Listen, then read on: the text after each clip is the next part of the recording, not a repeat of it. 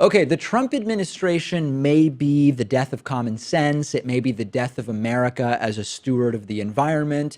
It may be the death of critical thinking. It could be the end of many things under the Trump administration, but it's also, in a way, the end of satire and parody. I've already talked about Saturday Night Live. Saturday Night Live's job, and they do it really well, is very tough because the real world has become almost indistinguishable from the most extreme Saturday Night Live parodies that they can come up with under the presidency of Donald Trump. And Trump advisor Kellyanne Conway has now said, seemingly with no trace of irony or satire whatsoever, about the Roy Moore sexual assault allegations, that anyone in elected office who committed sexual assault should resign. And of course, her boss, the president of the United States, committed sexual assault, and he's the president. And she's certainly not calling for his resignation, at least not directly. She kept being asked by ABC's Martha Raddatz, should Roy Moore step aside? And she refused to answer that question, but instead did say that she's been clear that anyone who commits sexual assault should resign. Let's build up to it. Here's a first clip of Kellyanne Conway. No reference to the Bowling Green massacre in this clip, but she did talk about other things. For more, let's bring in counselor to the president and one of his top advisors, Kellyanne Conway. Her voice among those advising Donald Trump as he decides whether to reject Roy Moore.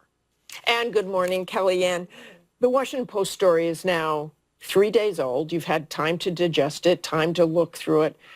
Do you have any doubt about the veracity of those accusations? I said very early in this process that the conduct as described should disqualify anyone from serving in public office, and I'll stand by that.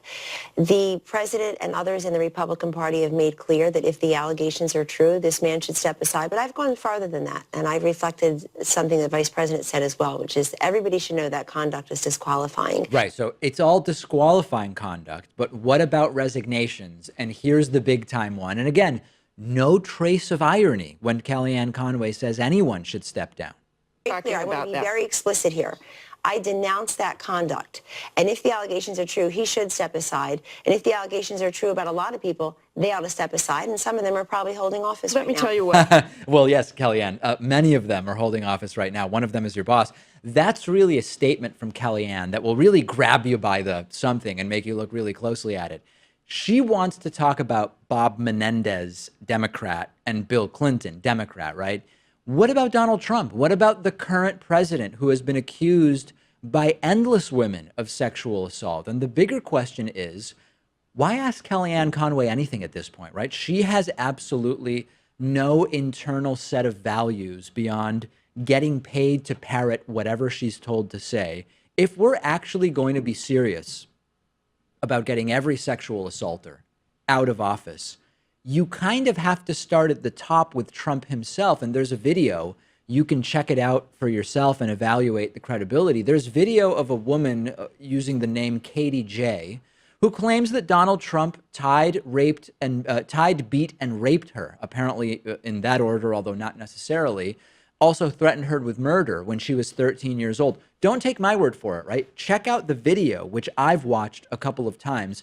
She seems relatively credible, and if you want to write her off, as many of the Trump supporters are doing, there's more than a dozen other women, right? So if you really stand by that, Kellyanne, how can you ignore the reality that Donald Trump should be at the top of the list? And this is what I'm talking about when I say that satire is being killed by the Trump administration. The Saturday Night Live sketches around these characters, Sarah Huckabee Sanders and Trump himself and Kellyanne Conway, Sean Spicer, the entire thing, they're great, right? They're brilliant from a comedic perspective, but they're in no way giving you the impression that it could never actually be that crazy, because it's actually that crazy. It's gotten as crazy as Saturday Night Live in the actual real Trump White House. And it's a real problem for Saturday Night Live in a sense, although, hey, I'm not criticizing their ability to put together funny sketches by any means. Kellyanne, come on, just say that it applies to Trump as well. Discuss this with us on our Reddit discussion forum at davidpakman.com/REDDIT. We'll take a break and be back right after this. Today's program is made possible in part by Gamefly, which is sort of like Netflix for video games. They've got over 8,000 new and classic games for Xbox One, Xbox 360, PS4, PS3, Wii, and a bunch of other platforms. And you can also stream games. You don't even need a gaming console or a computer, because you can stream games through your Amazon Fire Stick or Roku box and then use your mobile phone as the controller. You can play as many games as you want for one monthly fee. And if you find some games you want to keep, you can buy them for a low used price, never with due dates or late fees. And our audience can get a 30-day free trial at gameflyoffer.com/TDPS. The games are shipped directly to you with return envelopes included, no contracts, and you can also stream the games. I think I mentioned that.